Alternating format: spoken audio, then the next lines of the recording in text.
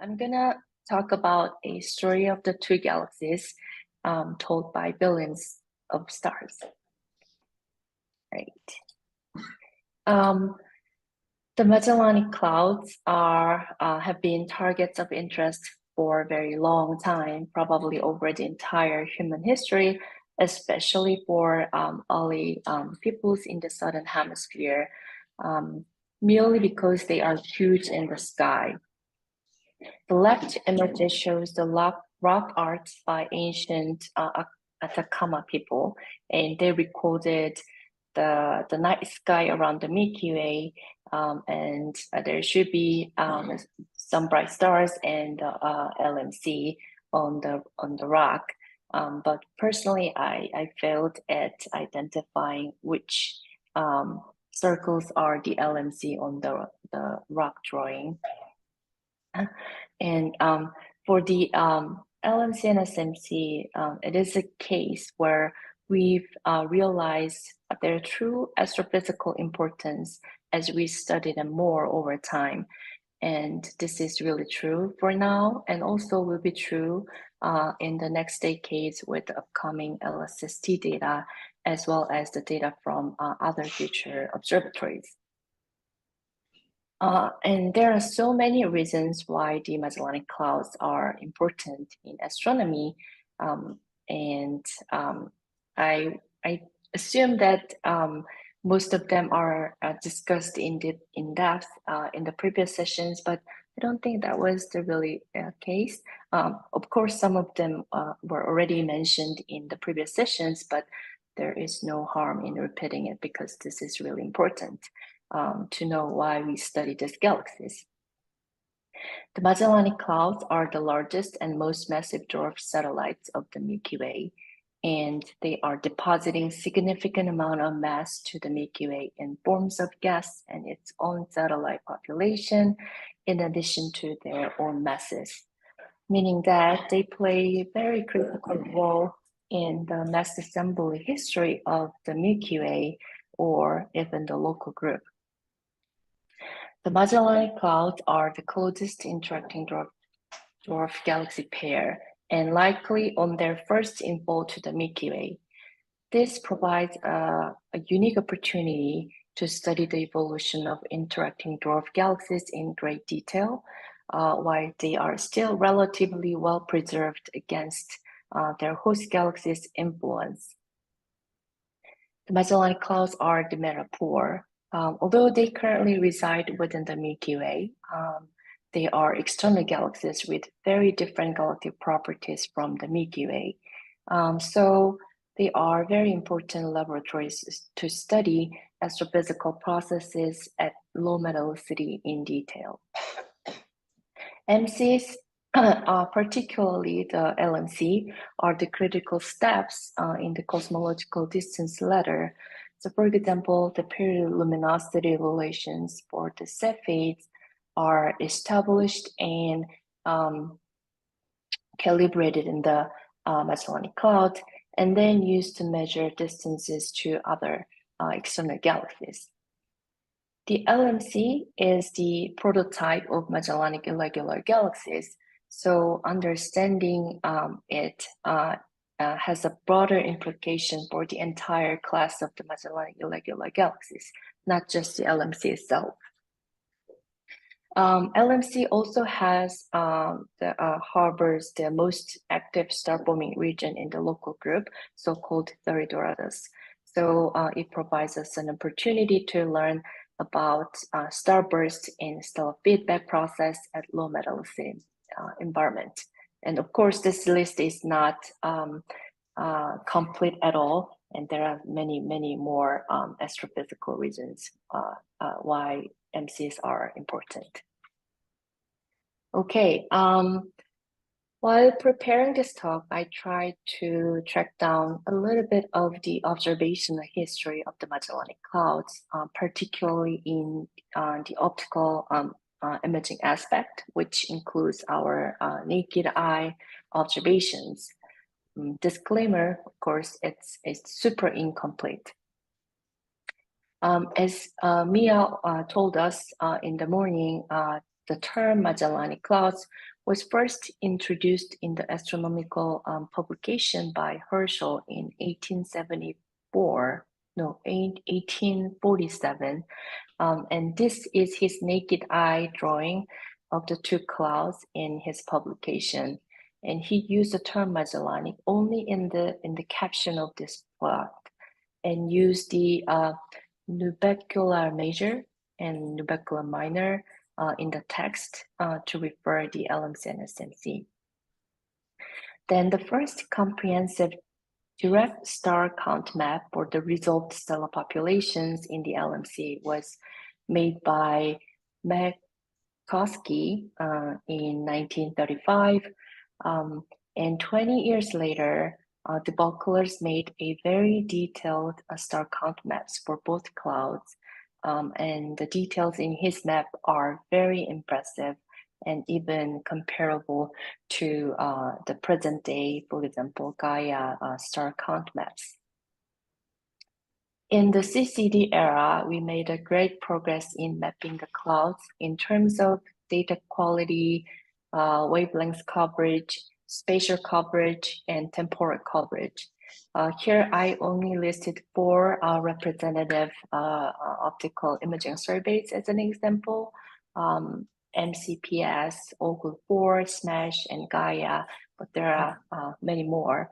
And from these imaging surveys, we measure stellar photometry of individual stars. Because the Magellanic Clouds are so close to us, but far enough, we can map them entirely in great details by detecting the brightest upper main sequence stars to a couple magnitude below the oldest main sequence turn-off stars. So, so when we have photometry of resolved stellar populations in multi-wavelengths, then what is next? Right. The question next is what these stars can tell us about the Magellanic Clouds. Thankfully, stars record their birth conditions in their brightness and colors.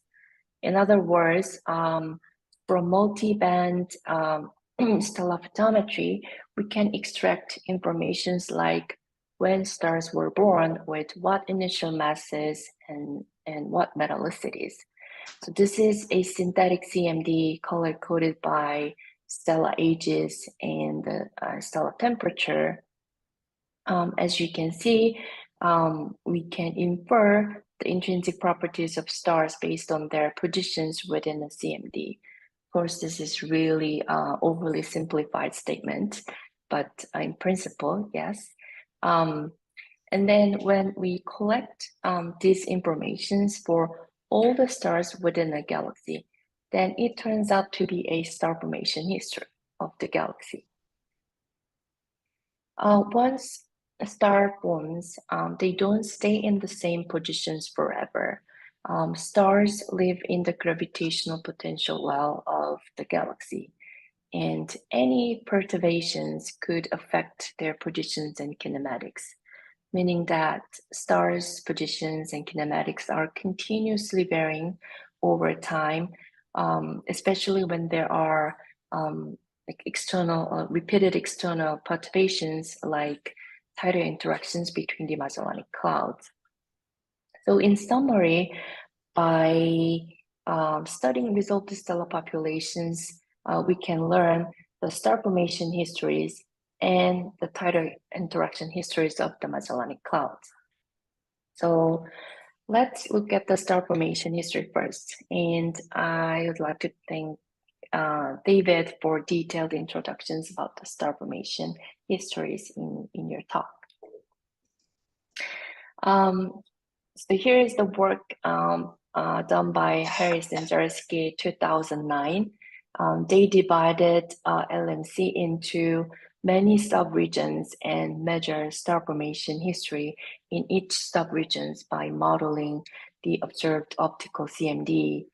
And from that measurement, they created a star formation rate map in different age bands for the LMC.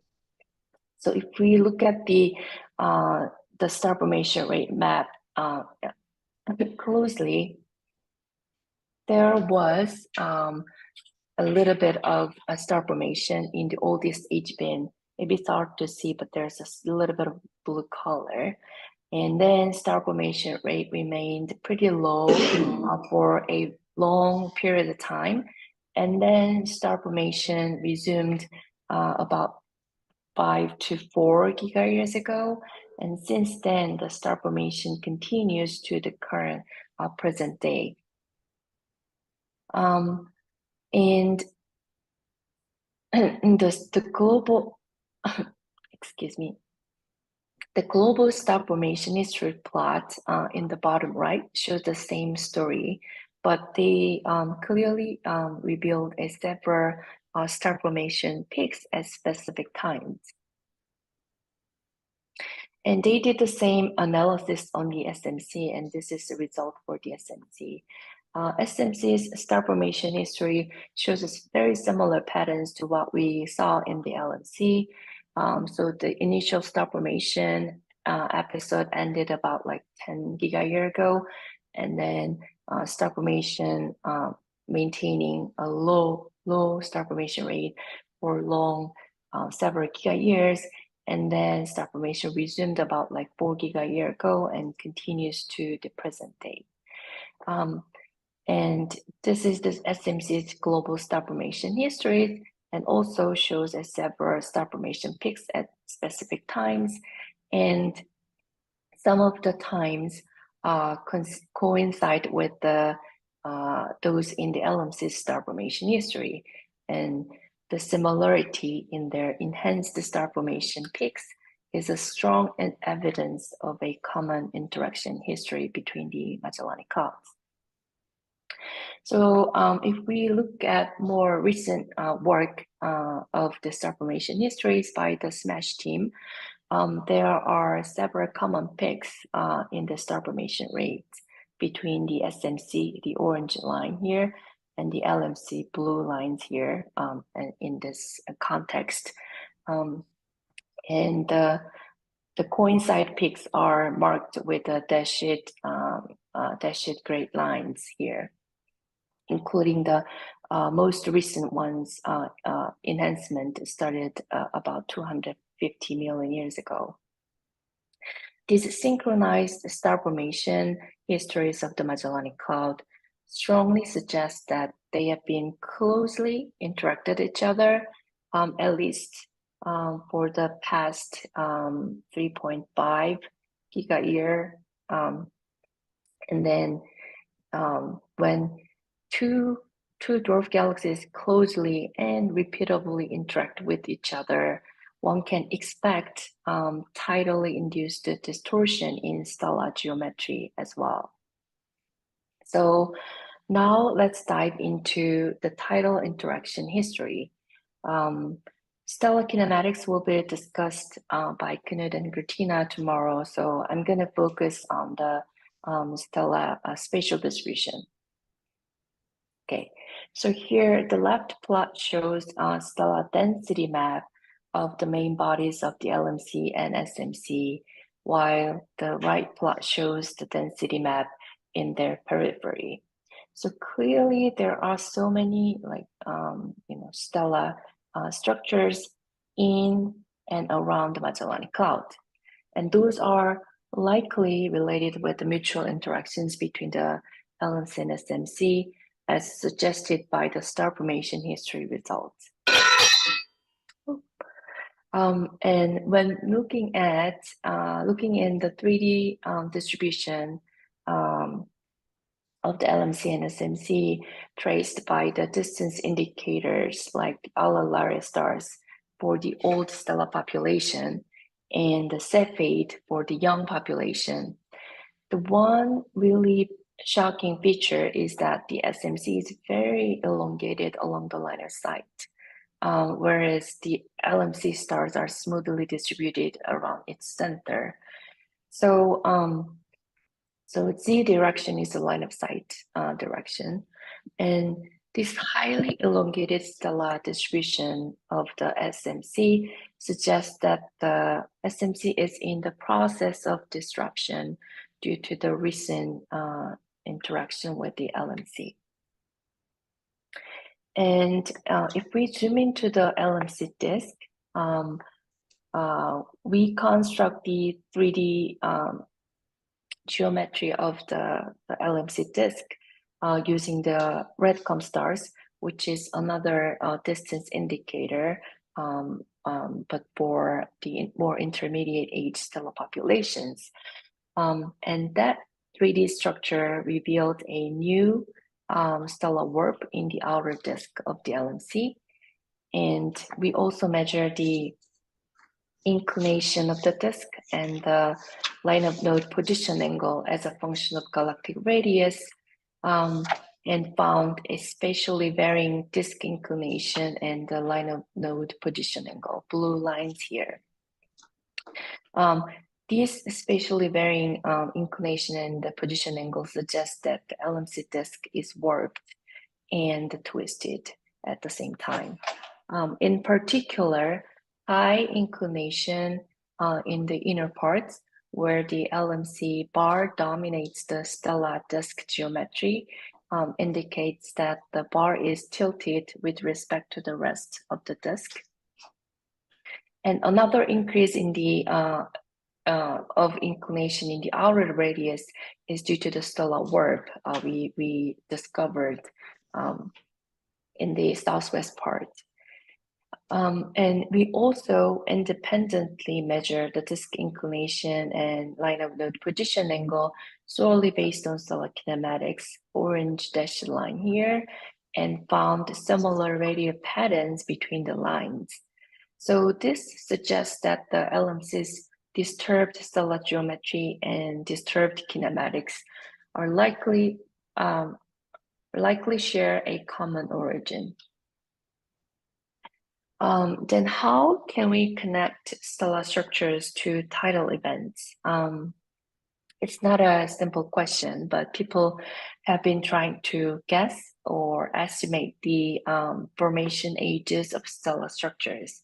So for example, the northern spider arm here, and then the ring-like overdensity within the LMC disk might be a few giga-year old.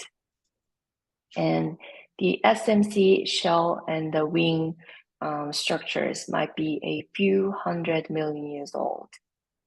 And then the outer stellar warp might be a few 100 million years old as well. And then in the periphery of the Magellanic Cloud, northern tidal arm and the claws in the southern part might be older than 1 giga-year old. Then can we relate these stellar structures to the interaction history? Probably yes. This is the relative distance between the LMC and SMC as a function of lookback time. Here, the purple dashed lines is their fiducial model. And the estimated ages of stellar structures that I shown in the previous slides are roughly in line with the timings of past pericentric passage of the SMC about the LMC, like 1 or 2 giga-year period. And how do star formation histories relate to the interaction history? And if we go back to the star formation history plot, ages of likely tidally induced stellar structures are pretty much consistent with the coincident star formation peaks at like 2 giga-year old ago and 1 giga-year ago and the present time. So maybe these interactions are induced distortions in the stellar structures, and they are also imprinted in the star formation history.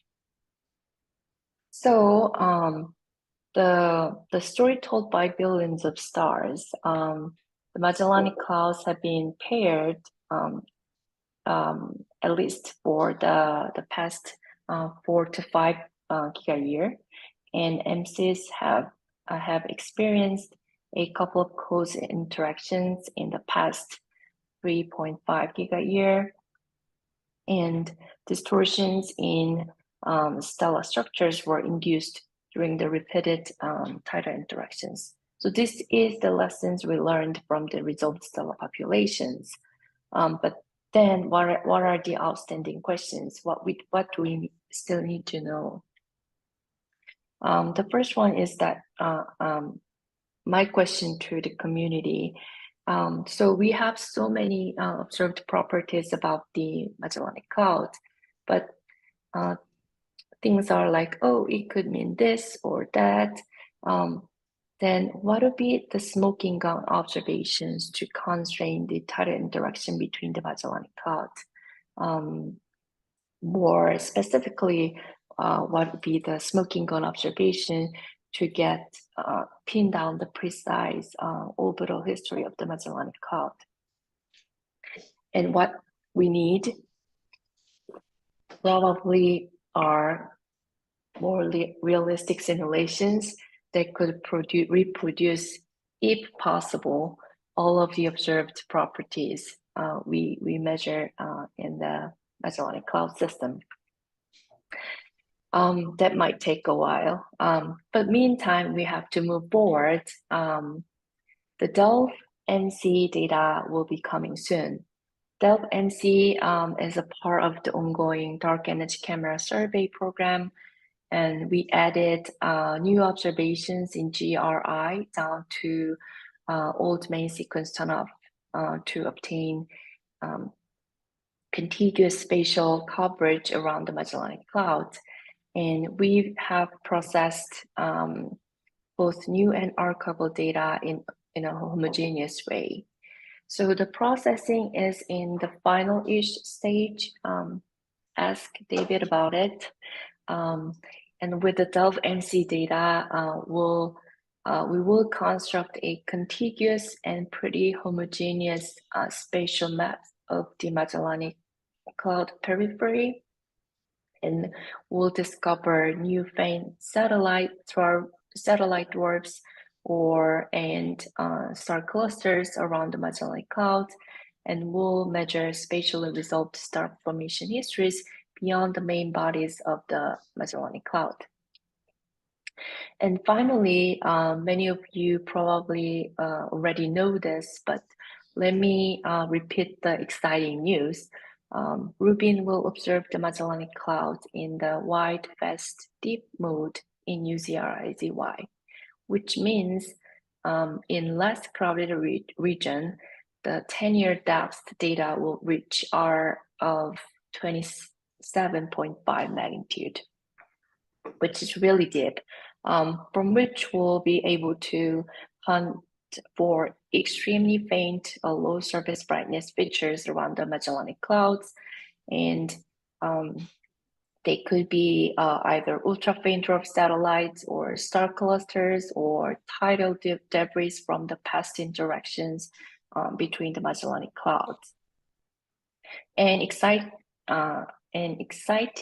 proper motion measurements will be also available for those faint stellar structures based on the 10-year baseline.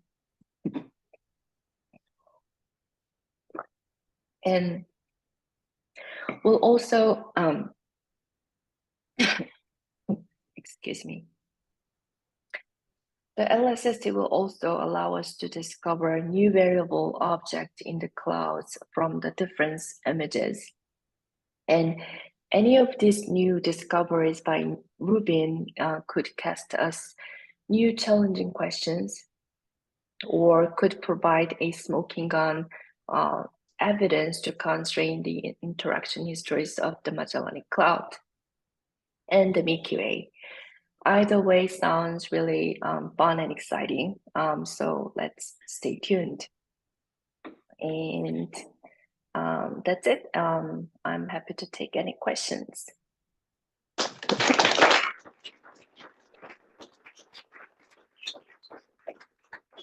Thank you, Yumi, for a wonderful talk. Does anybody have any questions?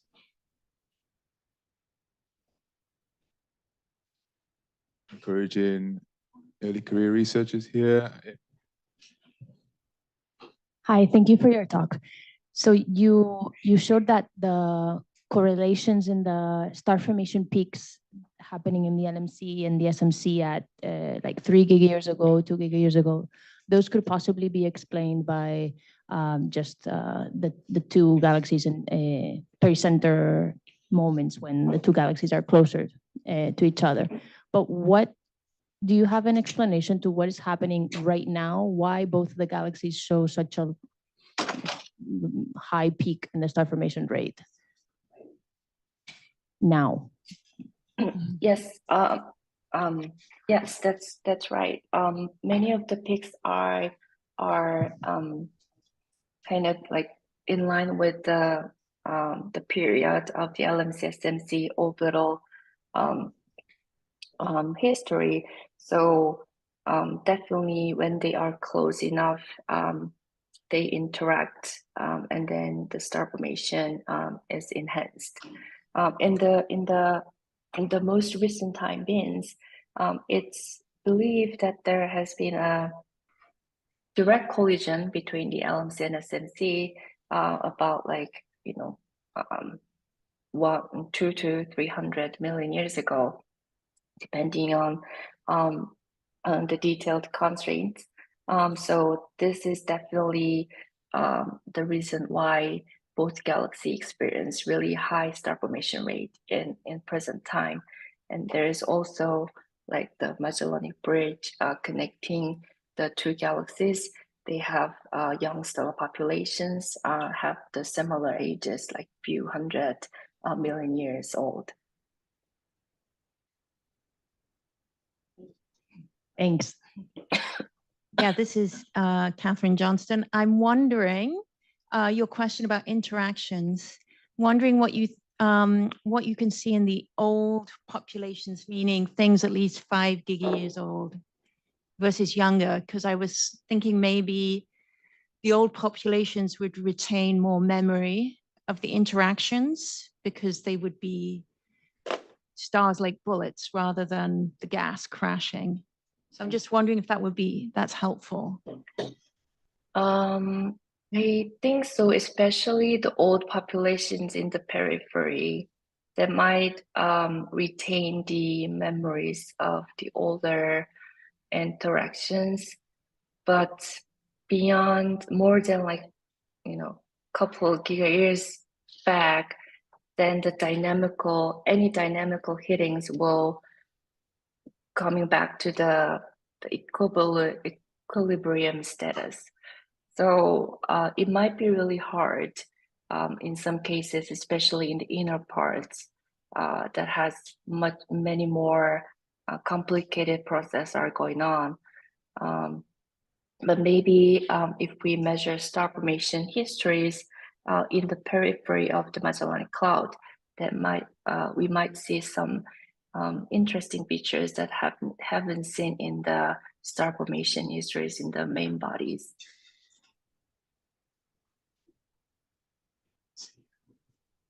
So that side is winning on asking questions. It's very clear. So I'm going to stand here for a few seconds to see if anybody on this side would like to give a question. Yes, here we go. Sorry, it was too tempting. Thank you for the very nice talk. You mentioned that the Magellanic Clouds are on their first infall on the Milky Way, and that they would deposit a lot of mass on the Milky Way. I wonder how much gas would remain in the Magellanic Clouds after the interaction. And a follow-up question would be: would this explain like this bimodality between the other satellites, like the ones that have gas, like the Magellanic Clouds, and the others that have lost all their gas already? Is it because the others already went through a Milky Way?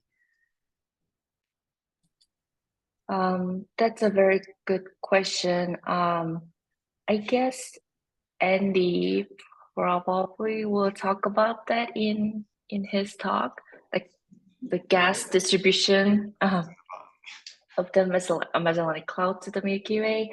I don't know how much gas will retain in the Magellanic Cloud, but